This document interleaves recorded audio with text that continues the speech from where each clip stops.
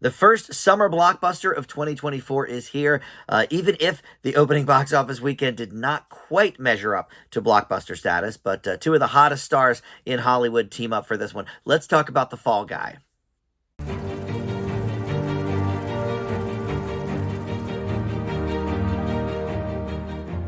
Hey guys, Dan here. This is Dan Reviews It. Welcome to my spoiler-free review for the new film, The Fall Guy. This is in theaters right now. It stars Ryan Gosling and Emily Blunt. And like I said, the first weekend, I think, was a bit less than people had hoped, certainly at the studio, with about $28 million in the U.S. But worldwide so far, it's grossed about $60 million through the first, weekend, 4 or 5 days, whatever. So that's not terrible. And hopefully with good word of mouth and not a ton of competition for the next few weeks. I mean, Planet of the Apes comes out, but that's really about it for a few weeks. This could have some long legs and be a success. But anyway, before I launch into the specifics of the film, let me welcome you into Dan Reviews It. Thank you for finding this video. We do movie and TV reviews here, and just about every day I try to post something new. So there's always a lot going on here. With that in mind, please consider subscribing, click that like button, and comment below. All that stuff, of course, helps the channel out. And check out my links in the description below as well, including my Letterboxd, where you can check out my ratings on all the movies I've seen. All right. So this is very, very loosely based on a 1980s TV show. I was a bit young for this when it ran, I think like in the early to mid 80s. So I was not something I was aware of it, but I never have seen a second of it. But this is very, very loosely based on the idea that there's a stuntman that sort of solves crimes and mysteries and whatnot. So this involves Ryan Gosling's character, Colt Seavers, who is a seasoned stuntman. He gets injured in the very first scene of the movie. He is the stuntman for Tom Ryder, played by Aaron Taylor Johnson, who is, the Dwayne Johnson or whatever of this universe. He is like the biggest action star around. And then Emily Blunt plays Colt's girlfriend, Jody Moreno, who is a camera woman trying to get her big break. So we flash forward to about a year and a half later.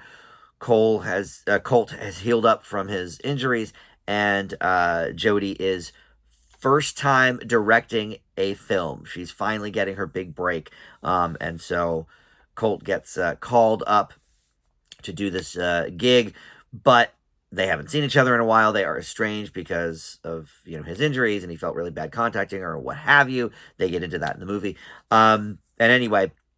Once he signs on, he finds himself involved in a conspiracy surrounding that film's star, the Aaron Taylor Johnson character. And that's where the mystery comes in, and a lot of the action stuff stems from that. We also have Hannah Waddingham in this, Winston Duke, who you might know from the Black Panther movies, and Teresa Palmer as well. This was directed by David Leitch, who was himself a former stuntman, and he has directed a few movies so far with a lot of big action set pieces and scenes, including Bullet Train, Deadpool 2, Hobbs and Shaw, speaking of Dwayne Johnson, and the movie with one of my favorite action scenes of the past 10 years, Atomic Blonde. Little kind of under the radar movie with Charlize Theron. Should have done a lot better at the box office, but check out Atomic Blonde if you get the chance. So this guy, look, he knows how to coordinate stunts. He knows how to do stunts. He knows how to make stunts look awesome. And this movie has that in spades. The stunt work on this movie, the action sequences are awesome. This is one that you really want to see on the big screen for that reason. All that stuff is really, really firing on all cylinders. And, look, Ryan Gosling and Emily Blunt, they're obviously great actors. They have good chemistry together. We've seen that in the Oscars. They were kind of going back and forth earlier this year. Emily Blunt came on when Ryan Gosling was hosting SNL. She came onto the monologue. So they've been promoting the hell out of this movie, and their chemistry is palpable. Two super hot people, right? And Ryan Gosling obviously just coming off of the whole Ken thing with Barbie. Emily Blunt was in Oppenheimer last year, but as more of a minor character. But Great to see the two of them together. However, unfortunately, their romance is sort of, for me, where the movie fell a little bit flat. And it definitely dropped my grade down a little bit. So this was written by Drew Pierce, who also co-wrote Hobbs and Shaw, Iron Man 3, and had the story credit for Rogue Nation, one of the Mission Impossible movies. So he's done a few things in the mostly action realm. But here's the thing: Mission Impossible doesn't really have a lot of romance. Iron Man 3, I guess, a little bit with Pepper Potts. Hobbs and Shaw, I don't remember any romance in that. So perhaps the writing on those scenes was a little bit weaker. And look, romance action comedies have certainly worked. I think I was thinking of The Lost City. What was that, 2 years ago, with Channing Tatum and Sandra Bullock, and that was really funny. Sandra Bullock, very adept at comedy, of course, and a lot of, it wasn't as action heavy, but there were certainly some action things going on.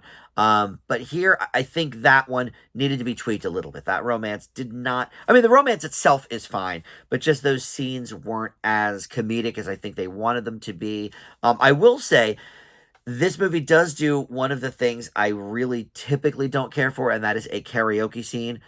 But I did like this one. It actually worked for me because it propelled the plot forward.